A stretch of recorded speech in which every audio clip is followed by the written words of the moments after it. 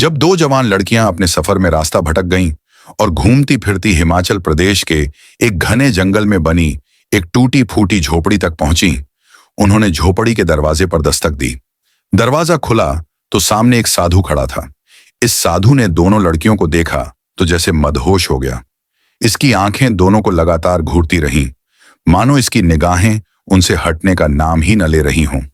साधु की आंखों में कई सालों की प्यास झलक रही थी, जो अब पूरी होने को थी, लेकिन दोनों लड़कियां इसकी बुरी नीयत को न समझ सकीं। साधु ने उन्हें अंदर बुलाया।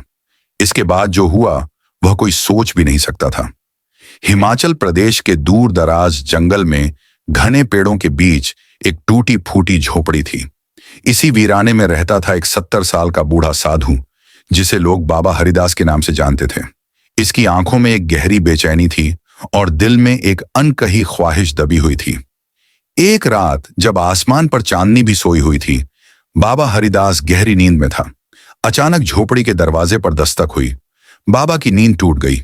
आंखें मलते हुए इसने खुद से बुदबुदाया, इस वीराने में इस वक्त कौन हो सकता है?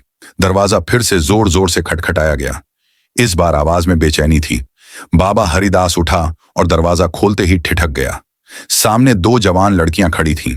दोनों के चेहरों पर मिट्टी और पसीना जमा था, मगर उनकी खूबसूरती इस वीरान रात में चांद की तरह चमक रही थी। एक का नाम था सीता और दूसरी थी गीता, शांत सौंदर्य और स्वभाव की मालिक। बाबा हरिदास उन्हें देर तक घूरता रहा, जैसे उनकी सूरतों में कोई जादू हो। इसकी आंखों में गहरी चमक आ गई। इसने घूरते हुए पूछा, तुम दोनों कौन हो? सीता ने जवाब दिया, हम रास्ता भटक गई हैं। हम मनाली की तरफ जा रही थीं, मगर राह गुम हो गई। अगर आप इजाजत दें तो बस एक रात आपके घर में पनाह मिल जाए। सुबह होते ही हम निकल जाएंगी। बाबा हरिदास उनकी बातों में खो गया। उनकी आवाजें, उनकी आंखें, जैसे उसके अंदर कोई भूला हुआ जज्बा जगा रही हों। हाँ, आओ अंदर, इसने धीमी आवाज में कहा। दोनों लड़कियां झोपड़ी में दाखिल हुईं।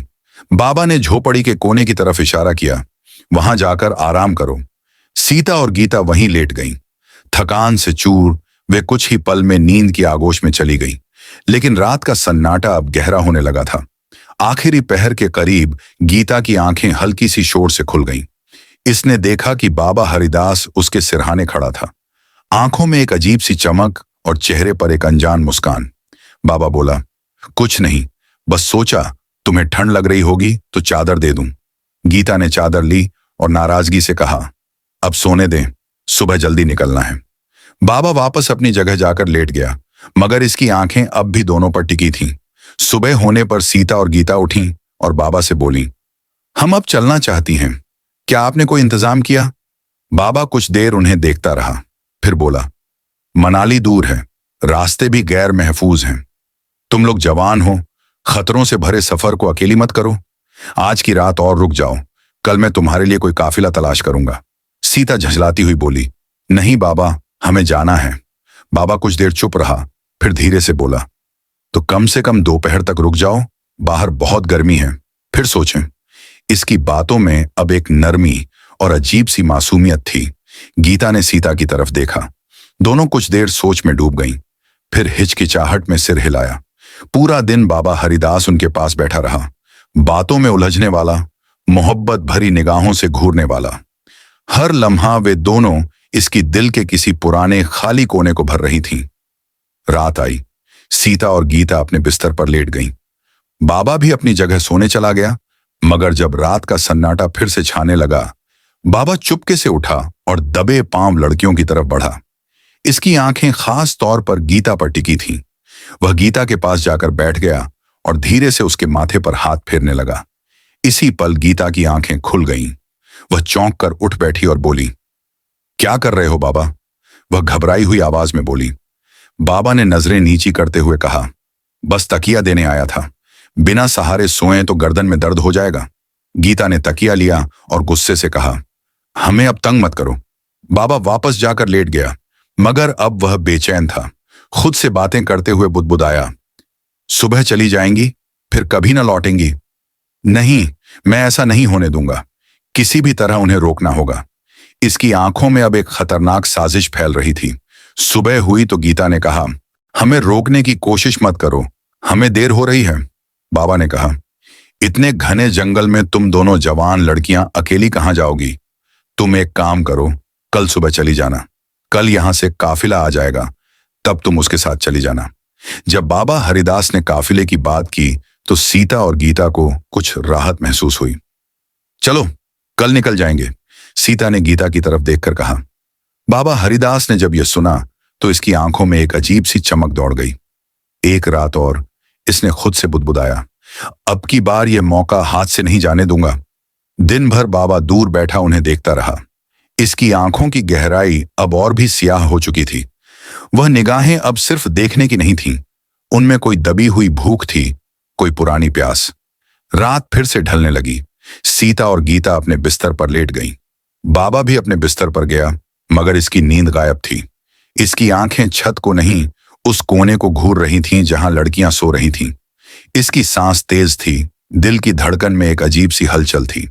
धीरे धीरे वह अपने बिस्तर से उठा, चुपके से उस कोने की तरफ बढ़ा। पहले सीता के पास गया। इसकी आंखें बंद थीं। बाबा उसके पास बैठ गया और उसके बालों को नरमी से सहलाने लगा। सीता हल्का सा हिली। बाबा डर गया कि कहीं जाग न जाए।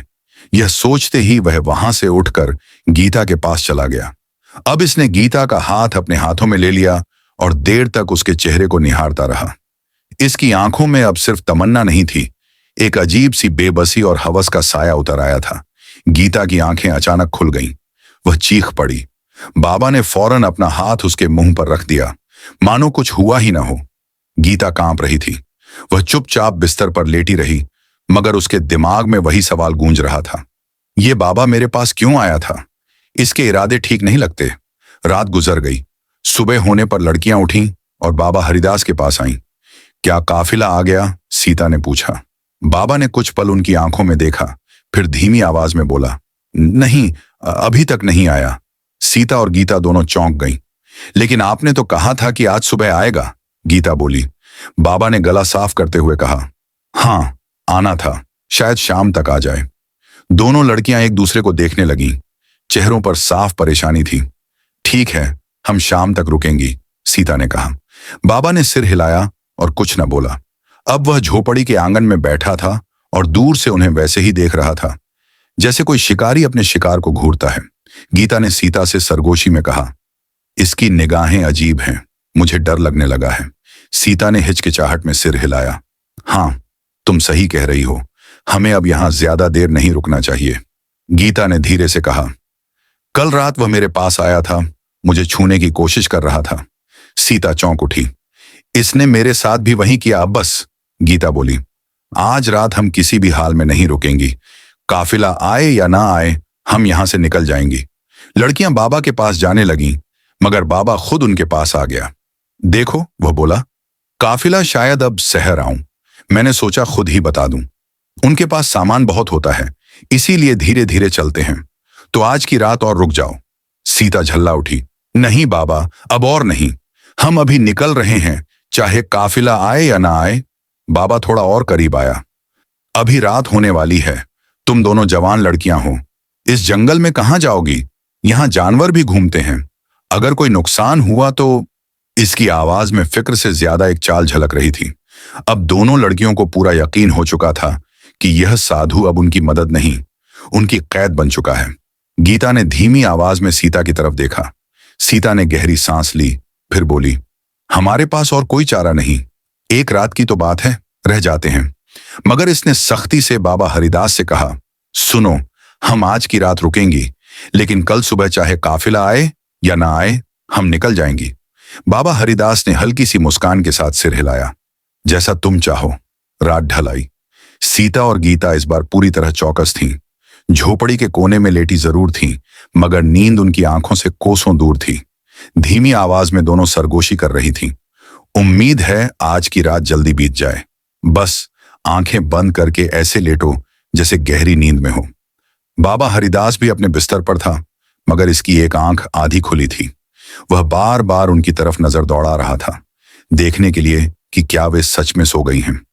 जब इसे लगा कि लड़कियां अब हलचल नहीं कर रहीं, इसने आंखें बंद कर लीं, मगर इसका दिल बेचैनी से कड़क रहा था। कुछ देर बाद जब इसे पूरा यकीन हो गया कि वे सो चुकी हैं, वह धीरे से उठ खड़ा हुआ और दबे पांव लड़कियों की तरफ बढ़ा। वह कुछ देर चुपचाप उनके पास खड़ा रहा, उनके चेहरों, सांसों और हरकतों को पढ़ता हुआ। फिर वह सीता के पैरों के पास बैठ गया और धीरे धीरे उसके पैर सहलाने लगा।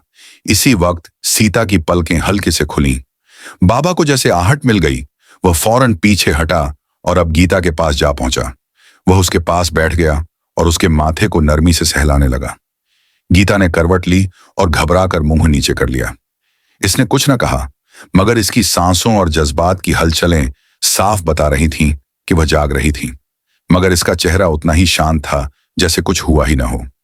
सुबह की पहली किरण जब झोपड़ी की दीवारों से छनकर अंदर आई, सीता और गीता उठी और चुपचाप निकलने लगीं। जैसे ही उन्होंने झोपड़ी का दरवाजा पार किया, गीता की नजर एक कोने में बैठे एक शख्स पर पड़ी।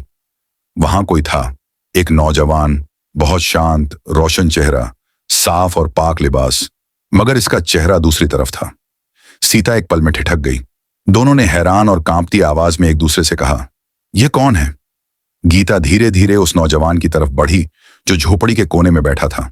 साफ अजला लिबास, रोशन चेहरा, मगर चेहरा अभी भी दूसरी तरफ। तुम कौन हो? इसने कांपती हुई आवाज में पूछा। नौजवान ने धीरे से अपना चेहरा उनकी तरफ मोड़ा। अगले ही पल सीता और गीता के पैरों तले जमीन खिसक गई। ऐ भगवान, ये तो गीता का शौहर है। वे दोनों दौड़ती हुई इसकी गले लग गईं। उनकी आंखों से आंसू झरनों की तरह बहने लगे। वह लम्हा किसी चमत्कार से कम न था। तुम यहां कैसे? क्या हम कोई ख्वाब देख रही हैं? गीता ने कांपते हुए पूछा। नौजवान ने उन्हें अपनी बाहों में समेटे रखा और धीरे से कहा, नहीं, यह ख्वाब नहीं, हकीकत है। मैं लौट आया हूं। उनकी खुशी की कोई हद न थी। सीता ने पूछा, वह बाबा हरिदास हमें बिल्कुल भी सही नहीं लगा। क्या तुम इसे जानते हो? नौजवान की आंखों में अब कोई राज नहीं था, बस राहत थी। इसने धीमी आवाज में कहा, पहले बाबा हरिदास को बुलाकर लाऊं। देखो वह कहाँ है। सीता और गीता झोपड़ी के हर कोने में इसे ढूंढने लगी, मगर वह कहीं न था, न बाहर न अंदर। वापस आकर बोली, वह तो गायब है, लगता है जैसे हवा में उड़ गया हो। नौजवान ने गहरी सांस ली और कहा, साधु कहाँ गया? अब यह तुम्हें खुद समझा जाएगा। लेकिन इससे पहले क्या तुम नहीं जानना चाहोगी कि मैं इतने सालों से कहां था? दोनों बहनों ने एक साथ सिर हिलाया। बताओ बताओ सब कुछ। अब कहानी का सबसे बड़ा पर्दा उठने वाला था। नौजवान ने बोलना शुरू किया। वह दिन मुझे आज भी याद है। मैं घर से निकला था बाजार की तरफ। रास्ते में मुझे एक बूढ़ा नजर आया। इसकी आवाज में अब भी हैरत की झलक थी। मैंने मजाक में कहा, ऐसी हसीन लड़की ने इस बूढ़े से शादी क्यों की? तुम्हें तो किसी जवान के साथ होना चाहिए। मगर मैंने नहीं जाना कि वह लड़की इंसान नहीं थी। इसमें कोई जेर फितरी राक्षसी छिपी थी। सीता और गीता अब सांस रोक के सुन रही थीं। इसने मेरी तरफ देखा, कुछ बुदबुदाई और मुझ पर झपटी। अगले ही पल मैं इसी बूढ़े की शक्ल में बदल गया। मेरी पहचान मिटा दी गई और मेरी सूरत इसकी हो गई। फिर इसने कहा, यह तेरी सजा है। अब तू सारी उम्र इसी झोपड़ी में इसी तरह रहेगा। लेकिन इसने एक उम्मीद भी छोड़ी। इसने कहा, अगर वे दोनों जिनसे तू मोहब्बत करता है तुझे तलाशते हुए इस वीराने तक पहुंचे और तेरे साथ वक्त गुजारें, तो तू अपनी असलियत में लौट सकेगा। वह रुका, फिर बोला, मगर एक और शर्त थी। मैं खुद कभी अपनी पहचान नहीं बता सकता था। गीता की आवाज अब कांप रही थी। तो क्या वह बाबा हरिदास तुम ही थे? नौजवान ने सिर झुकाकर धीरे से कहा, हां, मैं ही था। वही बाबा हरिदास जिसे तुमने एक साधु समझा। यह सुनते ही सीता और गीता फूट फूट कर रोने लगी। इसे गले लगाते हुए बोली, हमें माफ कर दो, हम तुम्हें पहचान ही न सकी। नौजवान ने मुस्कुराते हुए उनके सिर पर हाथ रखा और कहा, इसमें तुम्हारा कोई कसूर नहीं। तुम जानती ही नहीं थी कि मैं कौन हूं। तुम्हारा दिल सच्चा था, नियत पाक थी, और यही सच्चाई मेरी सजा को तोड़ गई। वह लम्हा जैसे वक्त की जंजीरों को तोड़ चुका था। झोपड़ी के अंदर अब सिर्फ खुशी की गूंज नहीं, बल्कि एक अजीब सी खामोशी भी फैल रही थी, जो जंगल की गहराई से आती महसूस हो रही थी। सीता ने अपने आंसू पोंछते हुए नौजवान की आंखों में देखा और धीरे से पूछा, लेकिन वह बूढ़ा, वह लड़की, क्या वह अभी भी कहीं है? नौजवान ने सिर हिलाया। इसकी मुस्कान में अब एक हल्की सी बेचैनी झलक रही थी, जैसे कोई पुरानी याद अभी भी इसे सताए जा रही हो। गीता ने इसका हाथ मजबूती से पकड़ लिया। इसकी उंगलियां कांप रही थीं। अब हम तीनों हैं, कोई हमें अलग नहीं कर सकता। इसने कांपती आवाज में कहा। मगर बाहर से पत्तों की सरसराहट अब तेज हो गई, जैसे कोई साया धीरे धीरे झोपड़ी की तरफ बढ़ रहा हो, और हवा में एक हल्की सी बू फैलने लगी, पुरानी लकड़ी और धुएं की मिलीजुली गंध। तीनों एक साथ दरवाजे की तरफ देखने लगे। दिल की धड़कनें एक साथ बढ़ गईं, जैसे कोई पुरानी लानत अभी खत्म नहीं हुई बल्कि अब शुरू होने वाली हो। झोपड़ी का दरवाजा हल्का सा खुला, जैसे हवा का झोंका इसे धकेल रहा हो, मगर बाहर कोई साए की झलक भी न थी। नौजवान ने फौरन सीता और गीता को अपने पीछे खड़ा किया। इसकी आंखें अब जंगल की गहराई में उतर रही थीं। वह बूढ़ा, वह अभी भी जिंदा है, इसने धीमी आवाज में कहा। इसकी लानत पूरी तरह नहीं टूटी। मेरी आजादी सिर्फ एक हिस्सा थी, बाकी अभी बाकी है। सीता की सांस फूल गई। क्या मतलब? क्या वह वापस आएगा? गीता ने झोपड़ी के कोने में पड़ी एक पुरानी लोहे की छड़ी उठा ली। इसके हाथ कांप रहे थे, मगर इरादा अभी भी मजबूत था। बाहर से अब एक धीमी सी आवाज आने लगी, जैसे कोई